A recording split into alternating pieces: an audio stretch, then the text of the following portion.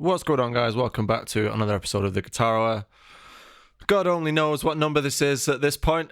It's been a little while. We've been busy doing things and that, but I'm experimenting. If the experiment goes well, you might see this in video form. If it doesn't, then this will get edited out, and you'll never even have known it was going to be a thing. So, as usual, I am joined by Mr. David Beebe. Howdy, guys. International correspondent. We'll get to that in a minute. Mr. Jake Wilson. Hello. And Mr. Tom Quayle. Hi. Sup. It's been a while in Podland, but obviously we speak to each other, every day at lunchtime and recess and all that in the schoolyard. So it's not that strange for us seeing each other, but it's been a little bit while for the audience. But we're back. We're jamming it out. I hope all you guys are good. We all good? Yeah. Pretty good. I think we should probably just stop making commitments as to we're back and these just come when they come. I think that's probably the best way of doing it. We were just having a bit of a chat, and we were inspired by one of the topics we're going to talk about today. It came up in the Slack group, and we all happened to be free this evening, and which is remarkable, and even more so because I'm abroad. I'm in Budapest at the moment, but yeah, we've got a free night, and we're going to hang out and talk guitar stuff. So, how's everyone? Well, why don't we just do like 90 seconds of what we've been up to? Can we do that in 60, 90 seconds? Dan, you've been like ploughing through the socials over the last couple of months, haven't you? Like, it's been quite cool to watch you taking on the tips and stuff. It's been man. I have been putting a bit more, I won't say effort, but I've been kind of trying out a bit of a social media thing. Basically, short story is I had one like reel that did okay, and then I was like, oh, I wonder how the reels thing works. Is it algorithm based? So now if I keep, am I more likely to do well in the content lottery if I continue to post?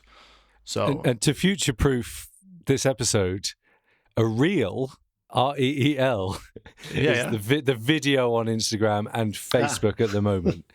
Right? Yeah, before it was beamed directly into your cranium. I remember when it was just video or like whatever. Pictures. And now there's pictures. A real thing. That it's so weird because I still get people like comment about like listening to like the archive of all the episodes. Like people saying, "Oh, I've just got to like episode 52 or whatever," and it's like it's so. Yeah, that's a good point, Jake. Well done for. The historians will be poring over this podcast, of course, like in 100 years, going, "This is what people thought about." Because obviously, maybe they read other books or something, but I would say this is a pretty good source. I'll tell you what is timeless, though. Pick up or pick up. That is timeless. That will never go out of fashion or get old. So, yeah, I basically, I might do a YouTube video on this at some point, but I basically kind of posted every day-ish, nearly every day, for a month. And now I've changed it to every other day, just because it seems like the Reels things are a bit more of a slow burner than normal. But spoiler alert, kind of end of the thing. I basically kind of doubled my numbers. I went from like 2,300 followers to I think I'm on nearly 5,600 now. Kind of in the space of a month and a half, 2 months sort of thing. And it's I just basically went full Stockholm syndrome kind of strategy of like post the similar content, same camera angle, roughly wearing the same thing, same format.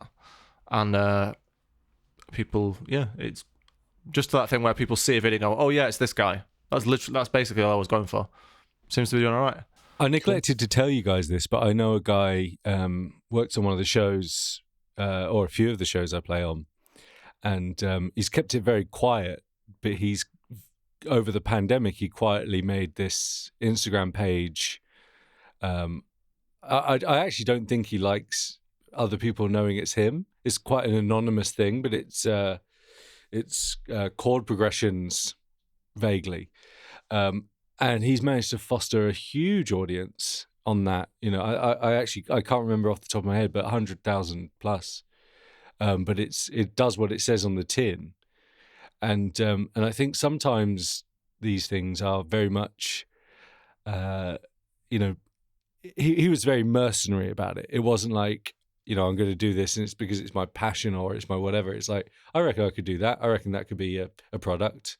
And he just did it. And some people are wired like that. I'm not sure how much that applies to us here, but it's definitely possible to, think about to what degree do you want to get into that system? And we all have different answers for that, I think. But it's been interesting. That's that gigging, teaching, usual stuff. I got ripped off by a cash machine today. Dan went into bank lockdown. Down on the ground. Yeah. It's fine in the end. It's fine in the end. I basically put some money in a machine, like to deposit some money, and then one £10 note kind of got curled, and it was like, please take your rejected notes or whatever. So I took the £10 note that I got curled up, and then nothing happened, and the other notes were like pretty in there, and it was just staying open, and I'm like, there's no way I'm putting my fingers in there. And then it just sort of sat there doing nothing, and then it beeped a bit, and then it just closed and went, deposit cannot be made at this time. I was like, wait, what? No teddy bear, like no nothing. But it's fine now. But they had to sort of shut the doors while they opened the machine up. So yeah, that was that. Anyway, that's me. Yeah. Longer than 90 seconds. I might try that next time I go to the bank, but not actually put any money in. Yeah. Well, it's a bit like that with the Silicon Valley and bank, the Swiss bank thing at the moment. Yeah. How much is protected in the UK? It's something like 85 grand. 87 or something like that. Yeah, something like that. Yeah. So yeah, we better start thinking about moving our money around, guys. Am I right? that guitar dollar. That was sarcasm, by the way, for our overseas Gitcoin. Gitcoin. What's everyone else been up to? Tom? Well, I've been on a bit of a forced hiatus because I've been ill. You're going to hear me coughing in this episode. But just had some neck and back issues. Seems like every time I get back into guitar playing again, I'm at the age where something goes, no, you're not having it. No, your neck's going to go now, or your fingers aren't going to work, or your back's not going to work. So that's been what's happening recently. But things are going a bit crazy from April onwards. So a ton of bookings have come in to various different places with various different people. So from April onwards, it's going to be a bit more crazy. So I better actually not have any injuries or coughs or strange things going on. But yeah, it's going to get a bit more exciting towards the middle of the year, which is going to be fun. And I'm not going to NAMM this year, next month, whereas BB is. But so I'm going to miss out on that. But going to be doing something very exciting beforehand, which I can't tell you about yet. So not too much, unfortunately, has been going on. Well, I don't think it doesn't really get mentioned, the sort of idea of like, obviously in like sports and things, there is a definite shelf life with age. Your body gives up and stuff. Where are you going with this, Dan? Well, I'm trying to figure out what would be like. What's like the guitar? Edit.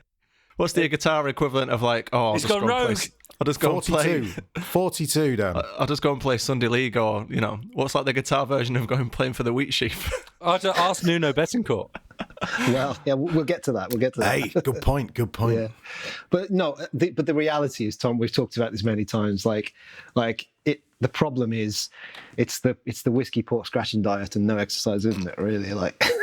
I don't exist on a whiskey pork scratching diet. That's you. I know, but it's. I cook every night. Yeah, but like I've been having all kinds of like creaks and aches and ailments and things, and I'm blaming it on age. But then I actually think it's just because I'm a lazy bastard and I don't exercise, because I started exercising for a few weeks and they start to disappear. So I think that actually just keep moving is a good thing. But I won't keep it up. But it's only because Sarah's been dragging me out to the gym. Exactly. Yeah, I won't keep it up. I'm currently, if this is video form, then people will say I'm not in my usual, I'm not in the Cat and Bastard. You're in the Horse and Clock. I'm in the Horse and Clock, yeah. I've popped on over to Budapest with for the most, possibly the most bougie thing I've ever done to get a guitar set up and a haircut. So it's been I've been doing some filming out here with Fibonacci over the previous month, which is going really well. It's really exciting, and watching how all the guitars have been constructed in ways I'd never seen before, which I'm not sure whether you guys had done, but I certainly hadn't seen it, which I've been getting some great footage of that.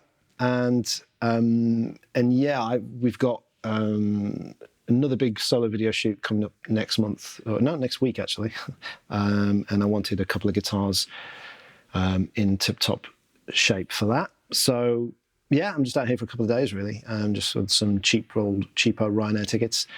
But yeah, other than that, gigging's picking up again, and yeah, been keeping up with the old practicing and teaching. Still trying to get some YouTube stuff done when I can. And as Tom said, I'm at NAMM next month, and then in Portland seeing Mike. So lots of travelling, which I'm enjoying still post-pandemic. And that's about it really for me. Yeah. Jake? Nice one. Yeah, I'm... it's been really busy work-wise, but and I'm grateful for that, of course. But March has been very strangely quiet. And so I've been really working on this project, this sort of second album, EP. We're not quite sure yet, but I've confirmed who's drumming on it. And that's kind of given me a little bit of a deadline to work towards. Cool. Yeah, so it's, it's just been, a lot of these things are just sort of plugging away, just sort of touching it every day and making sure you're, oh God, so, just getting involved on the project and moving notes around and seeing if you're happy with it. A lot of it's a waste of time, obviously, because you're going to be, replacing it with proper things. But I think it's worth doing in a way. But yeah, apart from that, I've got a fun little tour coming up, doing a tribute to Jeff Beck with some mega players on the tour. When does that start, Jake? Oh, that's like April 3rd or 2nd or 3rd, I think. What are you playing? Guitar. Sorry, what? What did you say? Good start. What am I playing? Yeah. Yeah, I don't know. Oh, I have no idea. I look behind the curtain. We don't know yet. I'm just going to vibe it. You got is everyone Bagsy tunes? I don't know. Oh, this is the awkward bit. I don't really know. Do the one with the whammy bar. I'm doing like the because obviously no one's going to do. Jeff Beck was such a giant of his own. Such an amazing funk guitarist. Well, he just did his thing, right? He just did his thing. All I thought was that you were going to demonstrate zero knowledge of Jeff Beck and be booked for a Jeff Beck gig. Like, Jeff Beck was the most amazing jazz guitarist you've ever heard. But it would be stupid if we all just tried to pretend to be Jeff Beck, because there's quite a few like guitar players on the billing. It's the likes of Scott McKeon, who's one of my favourite players around, and Carter Arrington, likewise. Carter's on it. Oh, nice. Yeah, like some serious guys. And I'm playing all of the shows because I think what Dudley thought was, Jake's relatively useful. I thought you were going to say cheap. No, we'll do him in the house band. So cool. Okay, that's cool. So Dudley's is that kind what of you like, call it these days? Yeah, so there'll be like a few kind of solos and stuff, but it'll be mainly being useful and doing the reading of supporting notes and things like that. So yeah, I can't wait, because normally I'm playing. I mean, like the last thing I did where I saw the whites of people's eyes was the trio tour that we did with. So is there like a stipulation? Like, did you have to sign a contract saying you're allowed to unscrew your whammy bars before you went on stage? There should be, but there isn't. And I have no pretense about going and doing anything close to sounding like Jeff Beck. It's an utterly pointless idea, unless you're playing like the melody that he played. But I think the whole point is to celebrate your own identity as a musician, and that seems to be more in the spirit of what Beck was about. I've only ever played a Jeff Beck song live once, and that was with Stu Ham on bass, which was quite fun. What was the tune? Lead Boots? No, I've got brain failure. I don't know that one. No, I can't remember what it was called. I should have thought about this because I knew you were going to ask me that. Is it I can't remember. Slow, fast? It was a shuffle, lots of Mixolydian, basically. That wasn't the name of the song. Highway Jam. What did you say? Highway Jam. Yes, thank you. That one. I don't know why I said it like Matt Berry. But, well, it sounded even weirder because Zoom did a weird thing to your voice halfway through, so it was very, very Mighty Boosh where it came out. Amazing. Yeah, it's the first time I mentioned it, but yeah, what an absolute legend, and somebody I think that was playing, still kind of doing his own thing in an innovative way right up until certainly in the last sort of 15 years still he was. And not turning into a kind of crappy pastiche of himself, which exactly, is very common. That's what I mean, yeah. I think a lot of, without sort of naming names and things, I think a lot of the kind of heroes of his generation, kind of got in their lane and kind of stayed in that very comfortably throughout the kind of legacy years. But Jeff was very much doing all kinds of interesting, cool things right into the 2000s. And it was like the guitar for him was like the voice. It kind of reminds that's me a of a cliche, bit like, but it's what it was. Rather than like, for us, we touch it and it's a means to an end. Every day, if it's you. We use it and we just, play around. But with Jeff Beck, it was like, well, that's my voice, so I need to do something very, very interesting with it.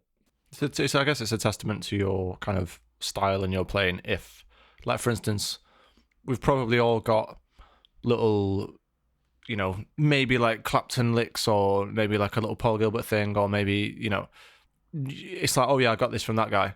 Nobody tries to even bother with the Jeff Beck thing. I don't think, anyway. It's not a few, but yeah, not it's in like the same nobody, numbers. Anyone that's anyone is like, nah, I'm not, that's not, There were some that's people a whole other thing. There were some people who came very close, like, obviously he's not with us either anymore, but Mike Casswell was quite the Jeff Beck imitator when he wanted to be. Like, you'd see him do it for Lick Library and it was fairly extraordinary, but Mike had his own thing as well, which is obviously the ideal scenario. He was incredible at it though, had all those little nuances down. Did he play, because obviously Mike played with his fingers exclusively. Jeff Beck played that way, didn't he? Pretty much. Am I right? Exclusively fingers, yeah, wasn't it? Most of the time. Most of the time, not exclusively. There are instances of him playing with a pick. Okay. So this but is... it was quite few and far between. This is but this is what I'm coming to realise about Jeff Beck, was that it was kind of sound in head first, instrument second. Yeah, I think you're right. And that was, I think that's the thing that people like Beck, Holdsworth, Yngwie. Yeah. Well, I don't know. I'm joking, Jake. I'm joking. Who did you say? Yngwie. To a degree, I almost agree, because I think Yngwie was like a frustrated violinist. But yeah, there's something amazing about that whole thing. So you guys, all the Yngwie fans are furiously typing away now. No, but Yngwie, again, like people with imitators who don't quite make it. Yngwie's another one of those guys, and I think we're getting on to this topic, aren't we? Eventually, I suppose so, yeah. But there are a few people who can do a great Yngwie impression. This idea of like innovating or sort of staying, or at least at the peak of your abilities into later generations, I think is coming into what we're going to talk about today. Dan kicked it off earlier on again in the Slack, saying about had you heard the new Extreme song and the Nuno Betancourt solo that's been being talked about, and so I think, which I suppose we talk about that very briefly. Have you guys heard that now? I haven't. Today I did, yeah. Apologies. Yeah, You haven't, Jake? Did you say? No. It'll be a new experience for me. Yeah, it's pretty mental, really. But I was never a massive Extreme fan. I think it was one of those things where it's probably just a little bit too early before I got into that style of playing.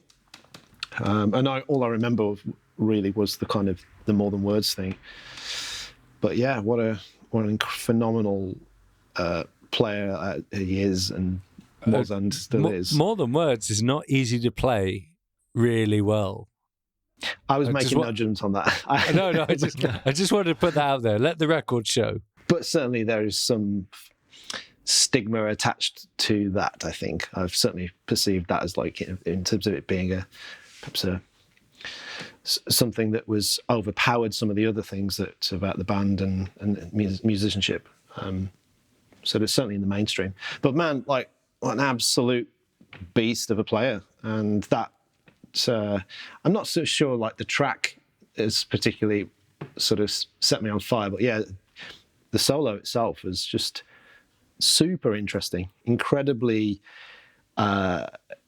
interesting from a technical perspective, from the feel and the vibe, and then the sound design as well, and the production of like the actual the way it kind of progressed in terms of its sound as well, which I thought was quite unique and I'd not heard before. It might be one of the cleanest played things I've ever heard in my life. Yeah, man. Almost to the point of like, and I am not suggesting this for a second because it's Nuno. He's old school. I'm not suggesting it. But if it was a modern thing, I'd be like, that doesn't sound real. But I'm not for a second suggesting it isn't. To me, that's how clean it sounds. Like a breath of fresh air, because it feels so. Although it's a hard, classic kind of hard rock kind of vibe, like it sort of felt really kind of modern and fresh to me in some ways. And even though it's set in an older context, and especially with the sound production of it, it'd be really interesting for you to go and listen to it, Jake, after this. I hate to say it, I'll listen to the guitar solo and nothing else. Like 16-year-old me back again. Skip to the good bit. Yeah, well, you put the timestamp in, Dan, so it's your fault. Well, yeah, that's the bit, that's kind of, for us, that's the moment that everyone's talking about. And you kind of hit on something there, Beebs, actually, about like coming out in 2023. That's like, it's like the absolute other end of the guitar spectrum, really, from like the Polyphia and that kind of thing. Opposite. It's very much rooted in the, But it's a song. It's a song, and there's a solo that exists in the song, and the solo has an arc as well. It has it has distinct arc to it, and almost a story to the solo itself, which you don't hear in so many ways now with kind of modern kind of technical or guitar playing, or at least I don't perceive modern. And again, I'm just going to sound like massive ultra boomers here, but to me, it was like a really interesting, fresh, modern kind of sounding solo, but had elements and key aspects of the things that the musical sort of narrative that we're kind of used to from the back in the day of how you might tell a story with a solo. The vast majority of solos from that period, if not all of them, you could play them to me and I would have an extremely good idea of what technique was being used, how it was being executed, and where it was played on the neck, and generally what was going on. But with that solo, I listened to quite a lot of it and thinking, I'm not entirely sure how he's playing that. I mean, I realise he's picking most of the notes, but I'm not really sure what's going on. Well, it starts off with, sort of roughly describing it, it starts off with a kind of tremolo, kind of Eddie Van Halen-esque kind of thing. And then it goes into a bluesier kind of vibe, sort of more kind of rootsy sort of bends and stuff. And then it kind of culminates in this bonkers, it's almost like the sort of false finger and selective picking, or what's it called? Yeah. What's the sort of Tosin sort of...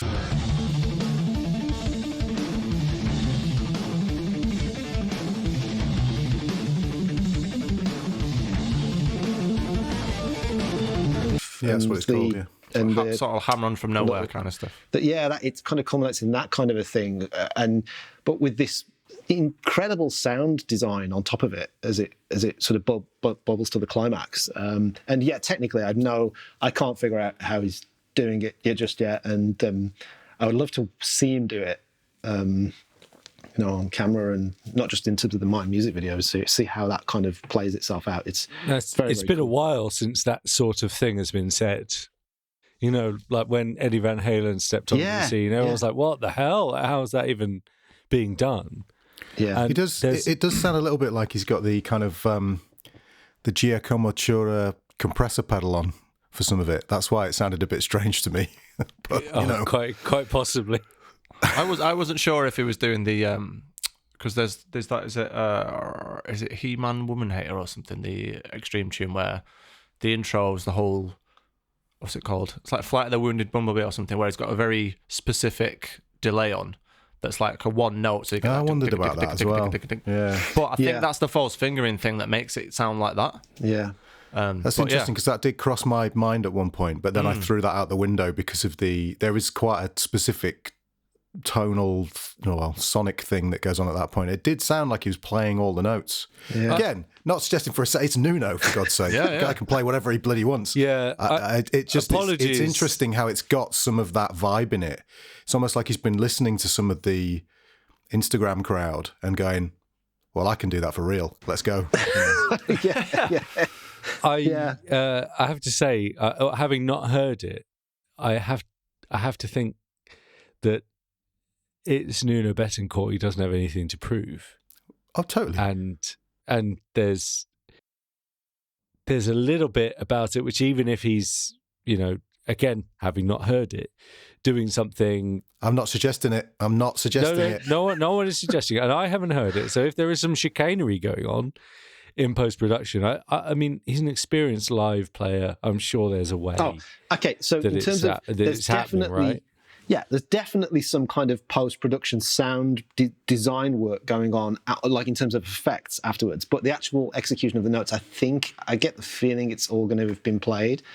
It's so well played as well. It's ridiculous. That it's not a delay. It's not a trick delay sort of thing. It sounds like it's actually playing with the full kind of selective picking hammers for nowhere, whatever it might be. But it really got me thinking, and we're going to get onto the kind of subject of the game aspect of this maybe in some of the other examples. But he's a guy, I mean, first of all, I think he might be a vampire because he doesn't seem to have aged at all. He's like, Nuno seems to look exactly the same as he did in the early 90s. But then also, like, it seems to be how we were just talking about Jeff Beck, like, to be still so at the top, what seems to be peak of his abilities at that age is pretty cool and interesting. And it's great to see in the context, as I say, of a song and a band in 2023 with a music video, and doing it in a way that is sort of has a thread back to, make us boomers feel comfortable. So, but how nice to be to be talking about guitar in that way in 2023. Definitely, do you know what I mean? Dan. Definitely.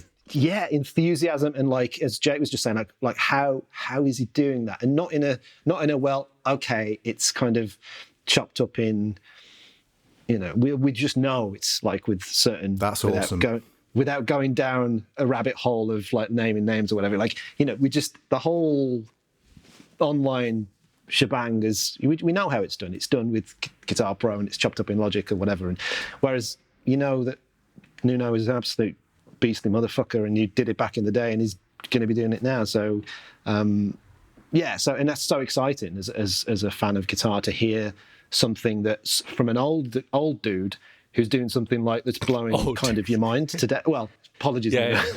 Sorry, Nuno. If you ever want to come on the show, if you want an invitation, mate. Your spring chicken, he looks younger than all four of us. So. Yeah, absolutely true. But yeah, to somebody who's of that generation, kind of blowing minds like now in that way, which is, I think, as players like Jeff Beck and have done and that kind of thing, I think is so exciting, so refreshing. So when Dan has really had a great old afternoon listening to that and nerding out.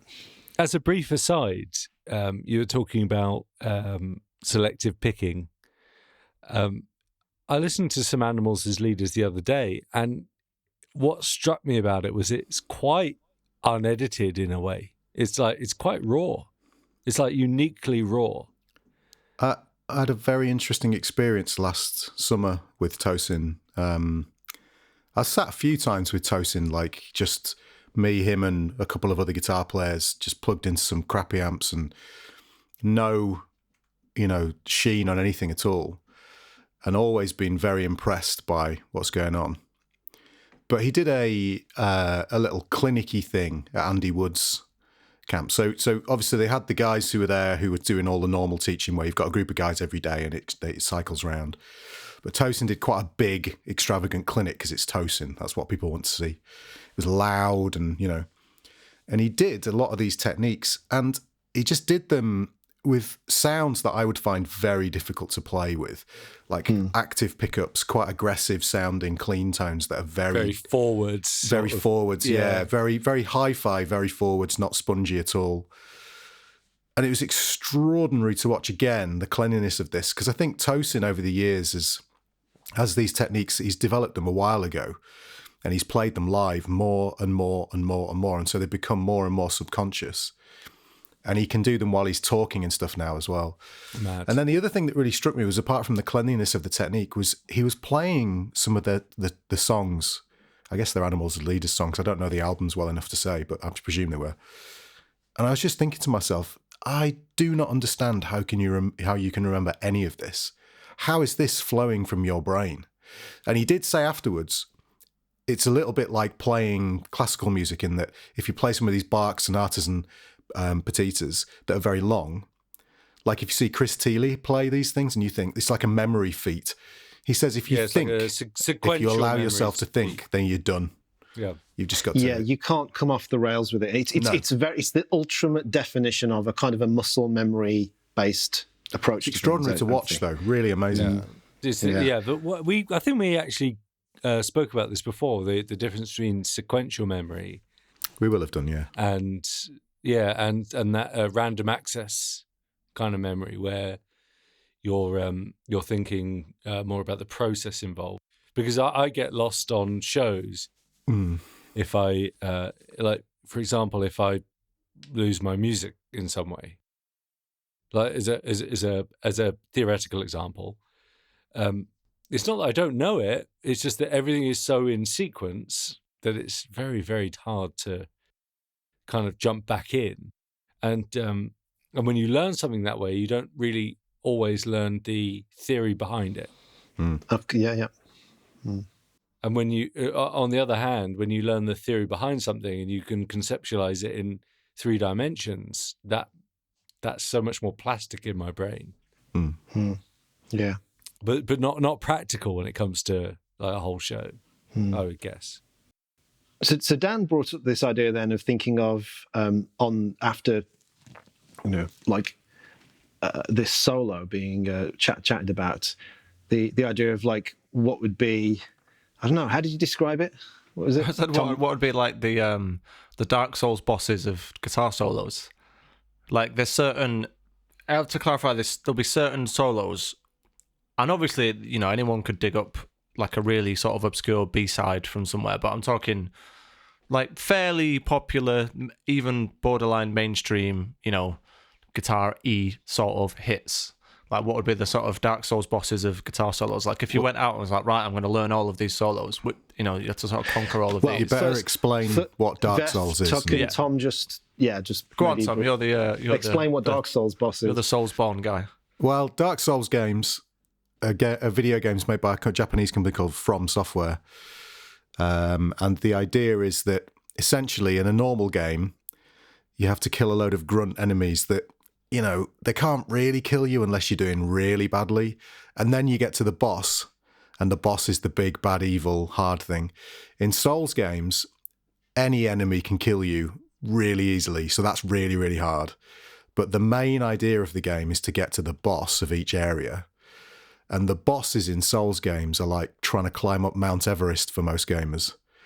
It's like every single boss is a complete nightmare to kill. So the frustration level is high, but the reward level after killing them is very high as well. So there's a certain type of mentality. And we've talked a lot before about kind of the relationship of guitar and gaming. But in this case, the Dark Souls bosses of solos are like the ones that you have to conquer, like the most incredible, most difficult, crazy solos. I presume that's where you're going, Dan. Yeah. Like if you try to, get on a bit of I'm gonna go back. I'm gonna learn all these solos. The one I put in the hat initially was the solo from Get the Funk Out, which is another Nuno. There's like bits like there's parts of it that are like fairly standard-ish bluesy pentatonic-y stuff, but then even just the little bit of there's like this little descending pentatonic run that is played so clean. Even just doing that, and like if this is the other thing, if you're not gonna cheese it. To use more gaming terminology. So just to fill that one out, cheesing is finding a way of killing the boss that negates the difficulty. Yeah, so it's like unintended ways of doing unintended ways of making the boss like for instance, negligible. if you're gonna pick everything like the way Nuno would, that would be not cheesing it, but cheesing it would be like, well, I'm just going to do a pull off there or whatever because that's easier. Yeah, like if you're going to try and conquer it the way he plays it. And then the little tap-in bit, it's just like, that's an insane solo. And I will put that in the category of like A-sides in terms of, solos. Do you know what I mean? Because it's probably, you could sort of look deeper than that. But I mean, Under a Glass Moon is one that springs to mind for me. I knew you'd say that one. Yeah, exactly. Well, why not? I mean, it's fine. It's an obvious one, but it's correct. So you've got to think that if Miyazaki, the guy who designed Dark Souls, was a guitar player and he was playing this game, this is how he designed his bosses. You have to think Under a Glass Moon would be in there.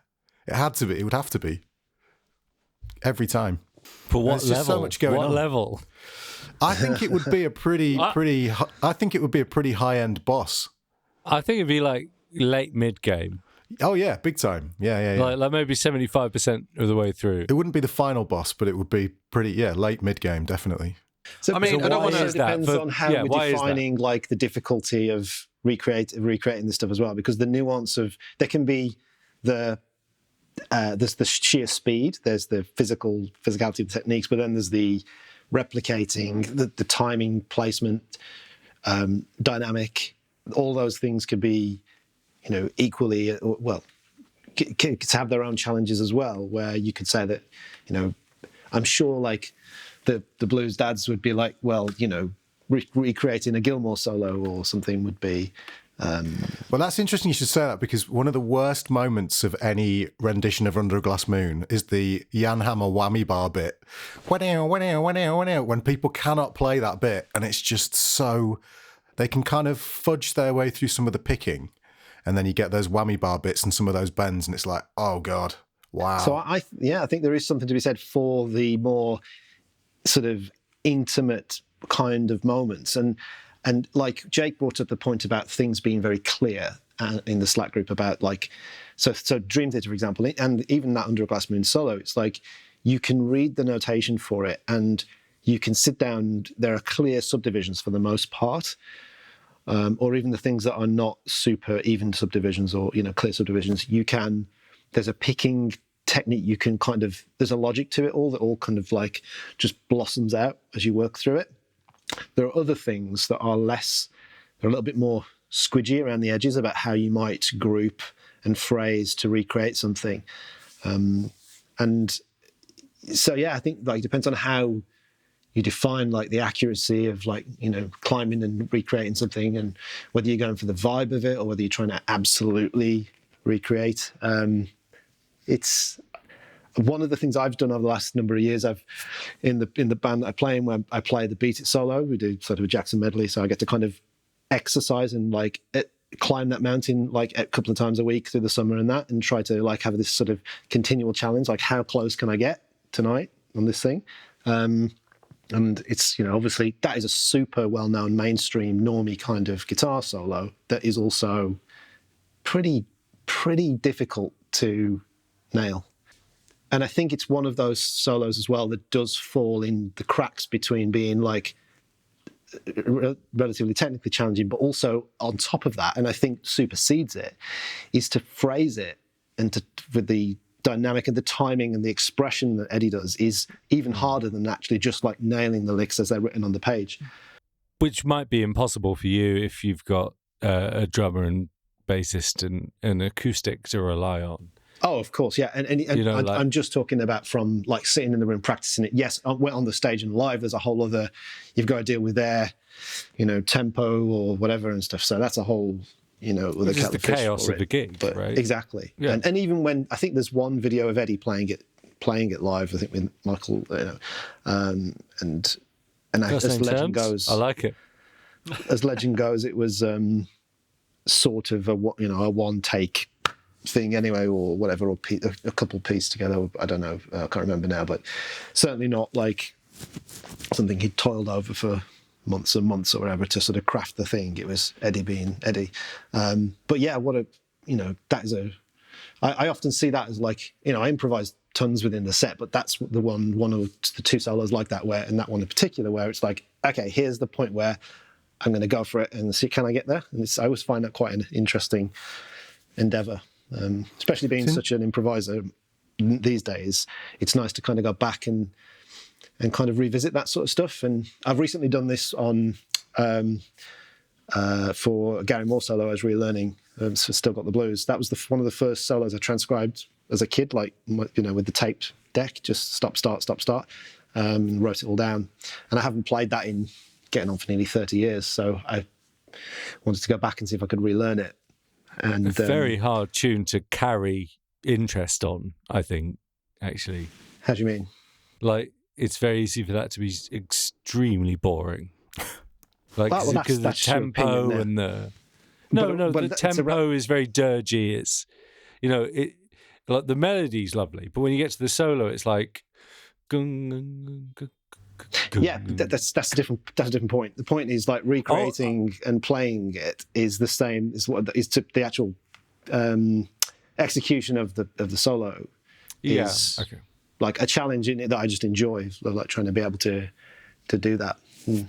The thing that's lurking in the background of all this is any element of either chaos, i.e. something has been improvised in a way that is not the improvisation that we're talking about when we talk about playing over jazz, that there's some sort of like kind of a rock improv moment, which is just this random... There's very little improv in rock, isn't there really? But it's a shoehorning in of a thing that might not fit.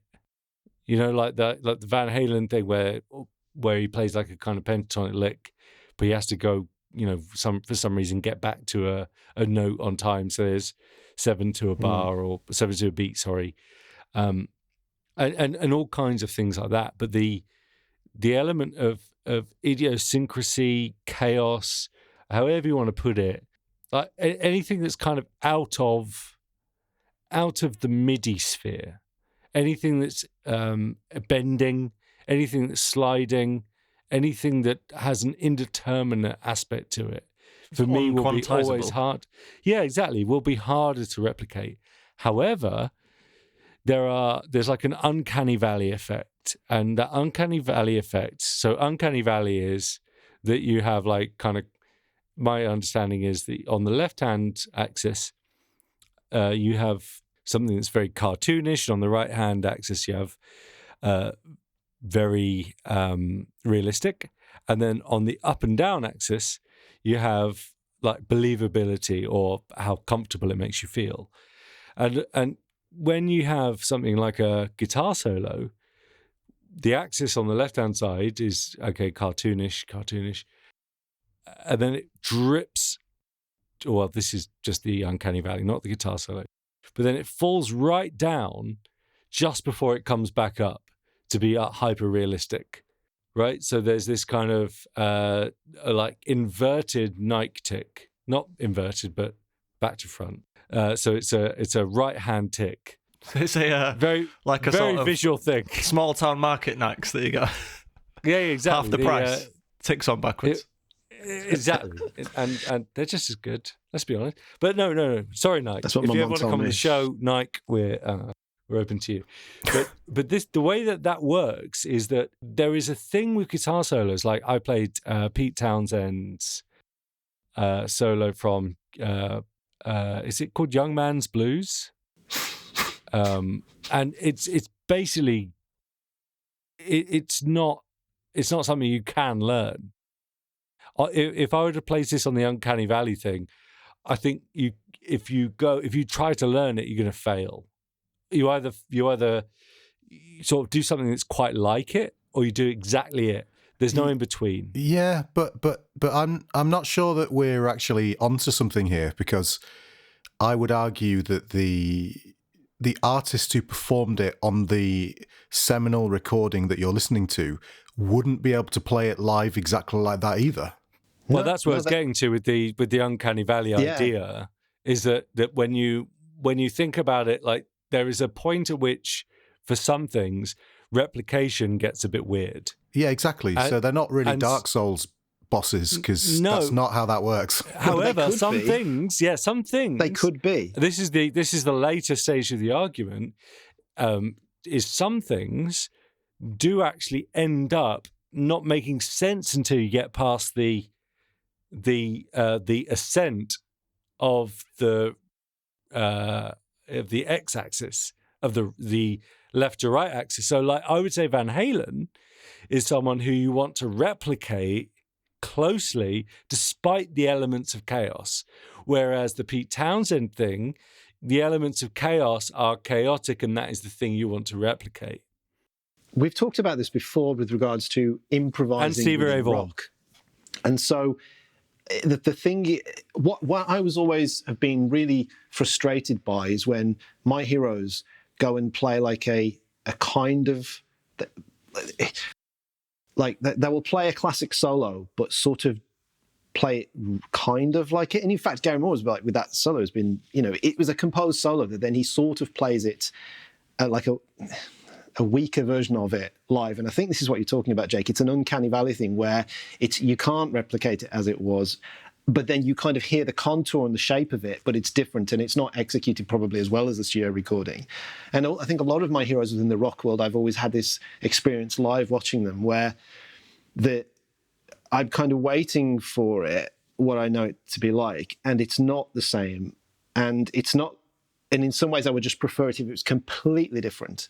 Like how taking perhaps the jazz approach of like we're just having, or like not even the jazz, but like how some of the 60s like Cream, for example, or Jimmy, they would be where like it was a blank canvas to solo on, like within the jazz world, or like how Guthrie talked about with Erotic Cakes, where when he played those tunes live, there was every time the solos were different. There was a blank canvas every time. And no one would expect Guthrie to play the solo on the record. And I guess it depends what your product is to a degree. But if there's a seminal recording, how much chaos is in that recording? As in how much stuff kind of moves around the various bar lines rhythmically, how many things are just kind of unachievable reliably, like kind of rogue harmonics and so on and so forth. I think actually this is one of those questions which could be quantified quite neatly, given some sort of time to get our heads together and have some sort of academic thought about it. This is all just telling me that you've never played Dark Souls.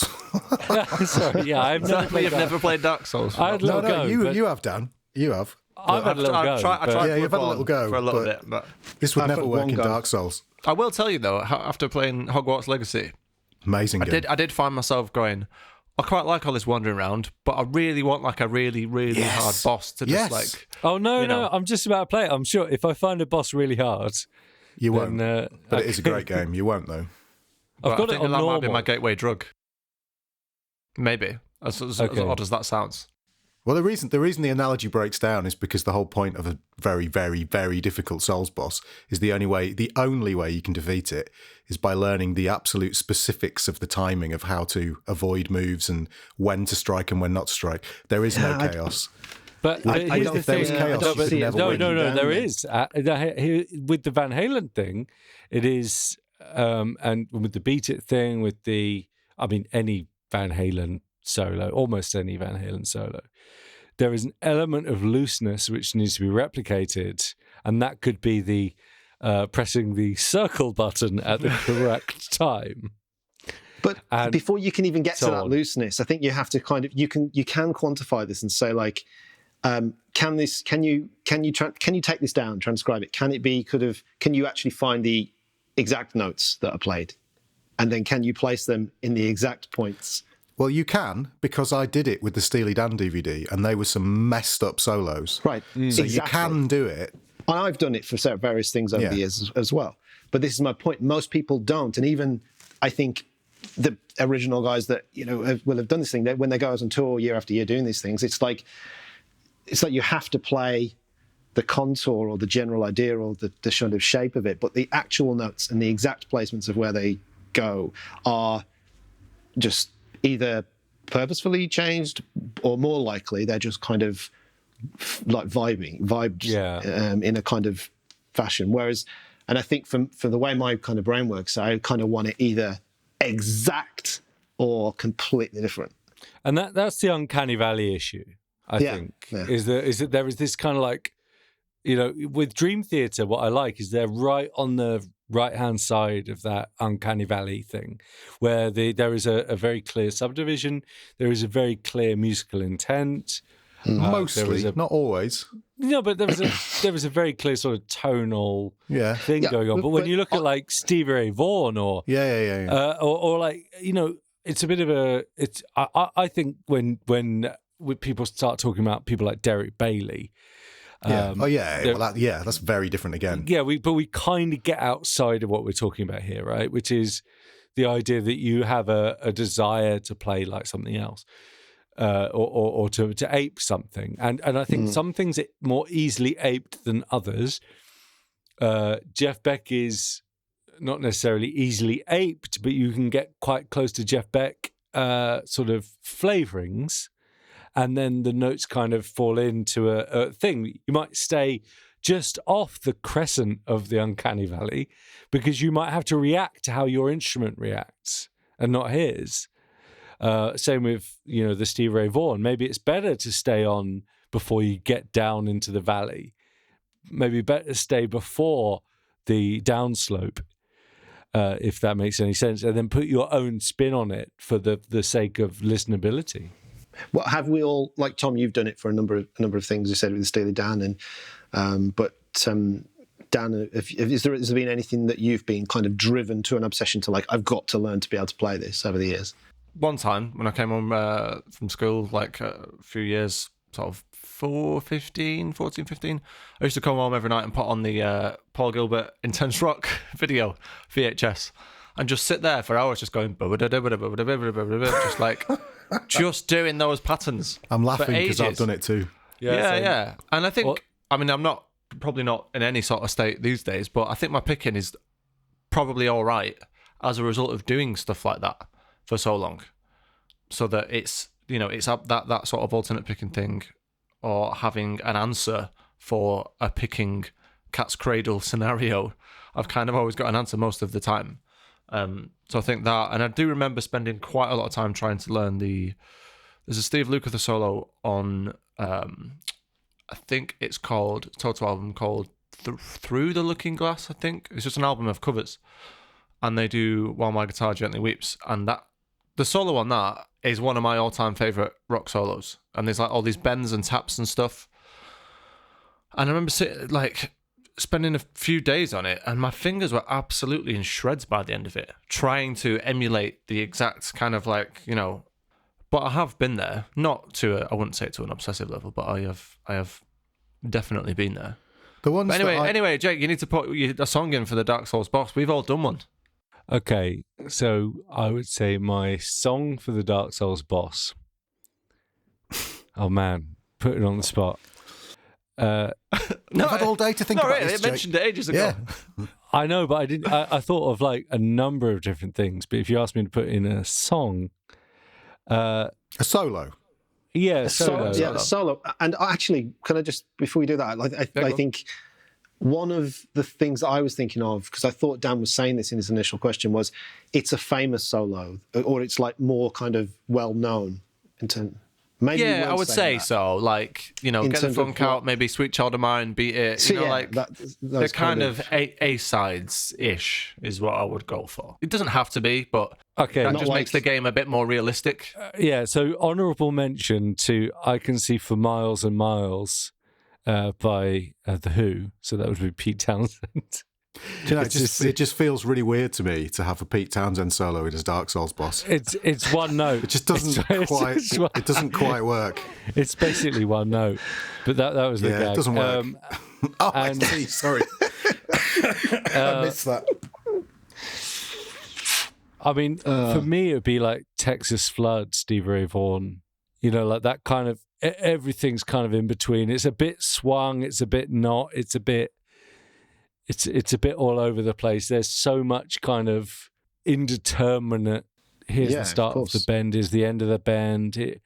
Anything like that where you're trying to, if you're going to learn that solo, even though you're meant to kind of improvise on blues, if you're going to learn that solo because it's Stevie Ray Vaughan, it's kind of canonical, maybe some Hendrix stuff as well, where you're meant to be like, thumping different parts of the guitar. And I mean, that's where I see the hard graft, and I actually think there's a lot of value in trying to mimic it. I just don't see a lot of outlet for it. Do you know what's really interesting about that? Yeah, the outlet, is very limited, but I think the skills and the value is very high. I know I've like my overall control and phrasing and all those kind of things we were talking about earlier, I think has been improved enormously from going deep on some of these things. What's really interesting is that solo, the solo and the song, Texas Flood, are both in Guitar Hero, the old school version of Guitar Hero, the game, where you just had to press one of 5 buttons at the right time to play it. It's a pentatonic scale, isn't it, mate? I suppose so. But it's interesting that they've managed to somehow. What was the other one? Cliffs of Dover was like the final boss on one of them. Yeah. There you go. Cliffs of Dover. So even like the intro to boss. Cliffs of Dover, that'd be an epic definitely be a Dark Souls boss. Oh yeah, definitely. But that's like indeterminate time as well. So you're actual. There's a little bit of a barky thing going on where you have to. Honourable mention in terms of what we're on Eric Johnson is the recorded solo for Manhattan.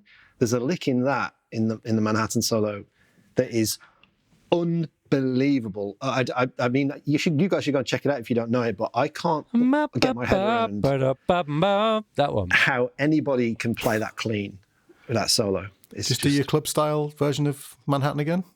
What about the arms? Get those arms going. Sorry,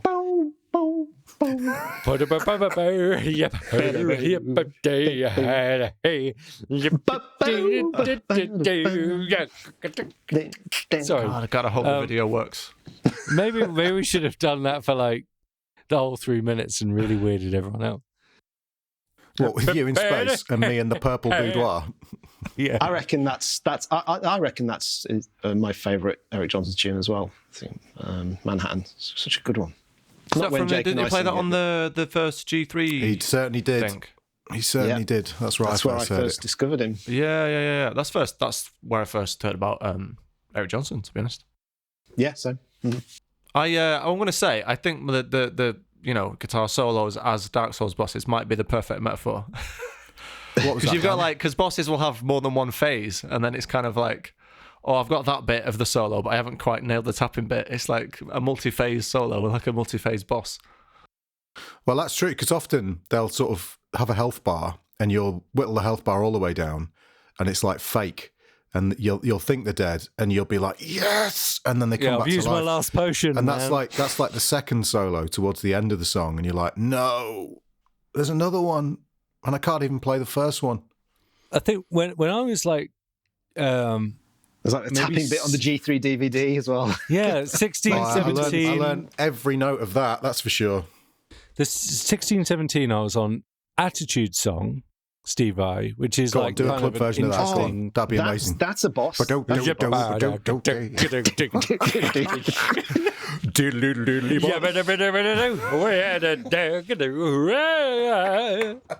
is happening? But Attitude Song's probably like, that's probably the one that defies Uncanny Valley type thinking, because it just doesn't work unless you recreate what's happening, and it's kind of indeterminate because of all the harmonics and things going on, but it is very clear what you're meant to do. It's like so that whole Flexible album, the guitar is so like hence fronted. the fact that they can play it. It's meant to be played as a duet, basically. And they would always play it live as a duet.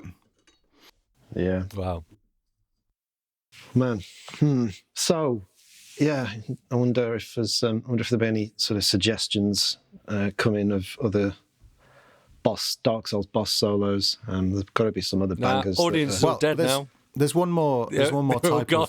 There's one more type of boss we have to figure out a song for, which is the gimmick boss, where you can't actually kill it unless you figure out the particular gimmick of how to kill it. You can't just go and smack it with your sword. What? Tombury. Yeah, from Final Fantasy. Yeah, the Tombury boss. So yeah, you've got to like find the gimmick. So what's the gimmick solo of Dark Souls? It'd have to be something that you hadn't. It'd be some audio thing that you didn't know about. Well, I suppose it's like say you didn't understand what like Tom a Morello. whammy Tom pedal was. Morello. Or like a solo from what's a famous solo, like the solo from Surrounded with the delay pedal. With the delay pedal. Dotted eighth note. Or the pneumatic drill. Oh, the pneumatic drill. Exactly. There you go, Perfect. Yeah, it's a gimmick. Or some Bumblefoot, I think, Bumblefoot's quite an interesting like guy in all this, because it's very clear, but there's this element of like extreme control over things like the thimble. You try and put your thimble just there to get that harmonic exactly. in a space. It's the width of a human hair. Matthias Eklund is another guy who's like kind of comes on the upslope of the Uncanny Valley. If you want, I've seen that live many times, and it's truly bizarre to watch. It's so crazy. Again, through a dry, laney IRT amp with masses and masses of gain. It's bizarre, really strange. What? But notice none of us said anything about any jazz solos. No, they're not the same. No, it's not a Dark Souls boss. It's just one of those things to like kind of put forward that. Well, I hinted at in terms of my own personal preferences for this sort of stuff earlier on, in that's a different thing, isn't it? Like it's it's not. Have you ever learnt a jazz solo? Like I've learnt some sax stuff, not always all the way through, but I don't think I've ever learnt like a solo. I've looked at it. I've looked at hundreds and hundreds of them. Yeah. I've not learnt any like Bo Rowe. Yeah. I've sort of taken some down and looked at it and sort of thought, hey, I can do something like that. In their entirety, I've only done a few, but yeah. I had a friend who did some very strange things where they sort of seemed strange at the time, but were remarkable to watch. He transcribed entire Jesse Van Ruller albums. And I mean, literally every single thing that was played by Jesse Van Ruller on the entire album. And he could sit by memory and play every guitar noise on the entire album from front to back with multiple albums, which is quite a strange feat to achieve and very odd to watch. The jazz thing is very different. It's and in some ways it does allow some of the pressure to, obviously there's a whole world of skills involved a bit for doing that anyway, but like that open highway, that blank canvas is almost like relieving of some of the pressure of having to I don't know, like be beholden to recreating and end up in that Uncanny Valley or okay, so here's the thing. Fucking it up. This will be fun. So there's a concept known as the no-hit run in Dark Souls, where basically you play the entire game and defeat all the bosses and don't get hit once. And if you get hit, you have to start from the beginning again. But it goes a step further, because there is a no-hit run of Dark Souls 1, Dark Souls 2, Dark Souls 3, and Bloodborne. So, with that said, what solo is the no-hit run of Dark Souls 1, 2, 3, and Bloodborne? Well, no, it's the entire Dream Theater. Derek Bailey. Derek Bailey. Oh, that's amazing. What did you say, BB? The entire... Dream Theater discography from start to front, from start to finish, without missing a note. Without missing. I bet there's a few Sometimes people I who can feel do like that. Hamilton is like this. Oh yeah, that's true. Actually, probably, yeah. There's a gamifying element of all that sort of thing of just getting through that with a clean bill of health. Man. I don't think I've done it, to be honest.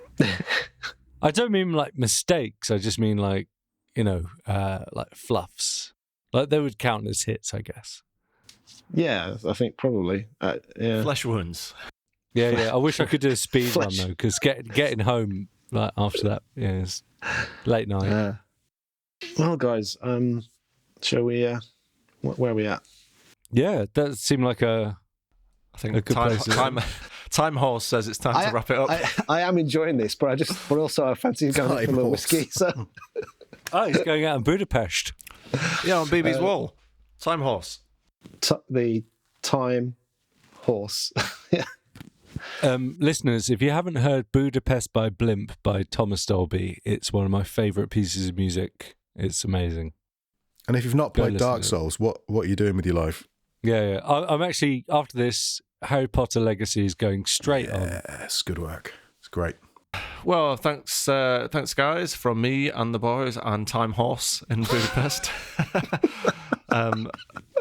We're not going to, promise anything in terms of episodes and stuff because, sometimes if you make too much of a plan, then you can fail. So I've got to say, just before we finish, Time Horse sounds like someone who works for the EU Commission or something. Operation Time Horse. No, I was thinking Mind Horn. Do you guys ever see that film? Yeah. So it's like a kind of superhero character. If you've got this far in the episode, then comment Time Horse below. Comment Time Horse, and we'll know you're one of the committed. Comment Time Horse and tell us your Dark Souls boss guitar solos. Yeah. And we'll see you next time. Bye-bye. Whenever that is. Bye. Oh, yeah. See you later.